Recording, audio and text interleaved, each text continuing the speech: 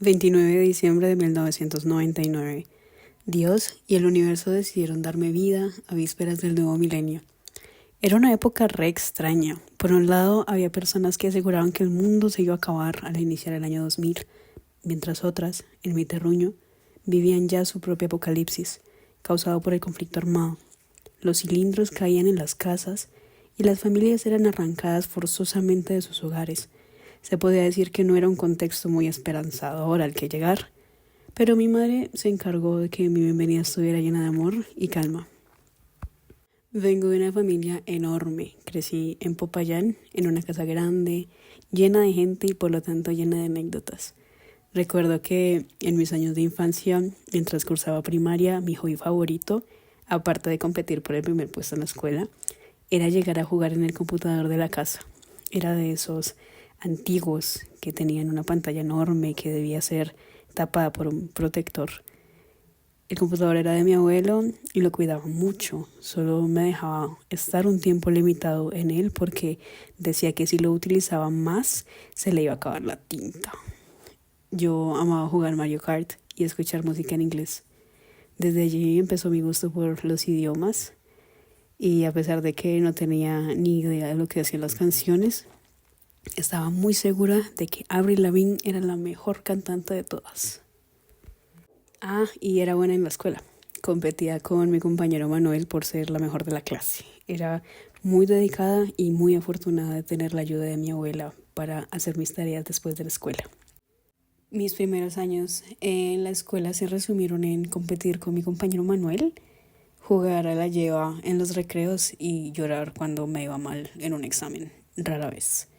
Luego, por razones familiares, tenía que regresar a mi pueblo, estudiar un par de meses y después volver a Popayán y luego volver a mi pueblo.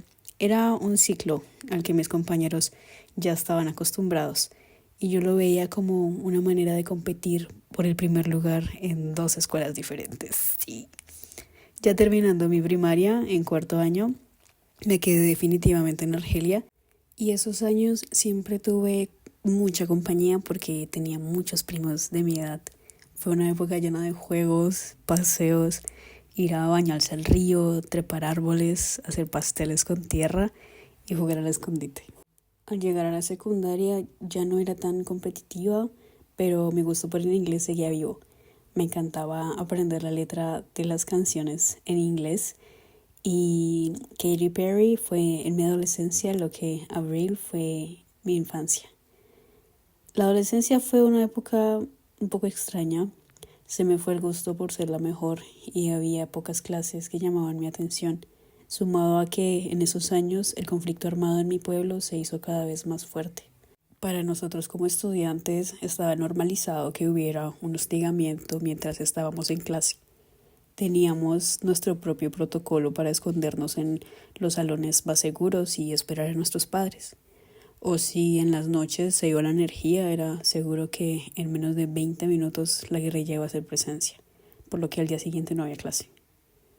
Por la situación de orden público, no había muchos profesores que quisieran ir a trabajar a mi institución. Así que podríamos estar meses sin tener clases de materias como matemáticas o biología. Afortunadamente, nuestra profesora de inglés nunca se fue y ponía todo su empeño para que nosotros aprendiéramos. Como yo era tan buena en la materia, mis compañeros me pagaban para que hiciera sus trabajos de inglés. Ponían toda su confianza en mí. Hasta que un día en un examen me fue súper mal y como la mayoría tenía mis respuestas, pues todos perdimos y allí murió mi emprendimiento. Mis años en secundaria también se vieron influenciados por el baile, que es una de mis más grandes pasiones. Al aprender a bailar me convertí en una persona que siempre participaba en eventos culturales en el cole, en maestra de baile para mis compañeros y era una adolescente más sociable y tranquila que por fin se interesaba por algo. Compartí muy buenos momentos con mis compañeras del colegio.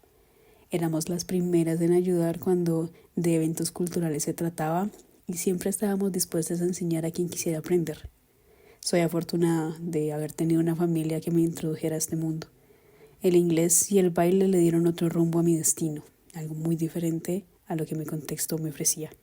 Por todas las oportunidades que tuve gracias al inglés, decidí estudiar lenguas modernas y aunque la idea de ser profesora no me gustaba del todo, continué porque me esforcé mucho por ingresar a mi alma mater. La experiencia en la uni ha sido de contrastes. Me he encontrado de todo. Recuerdo que en la primera clase presencial de una materia, un profesor nos dijo que si su hijo le llegara a decir que va a estudiar lenguas modernas, se enojaría muchísimo y que no estaría para nada orgulloso de él. También tuvimos un profe que esperaba que nos aprendiéramos historias largas de memoria y si no lo hacíamos no pasábamos la materia. Pero han sido más los que me han hecho amar mi carrera y amar haberla elegido. Además, cuento con compañeros increíbles que han hecho de mi paso por Unicauca de las mejores experiencias. Siempre voy a agradecer las idas a tomar café o cuando hacemos un compartir como excusa para reunirnos en la casa de Karen y el arroz chino barato que siempre alcanza para todos.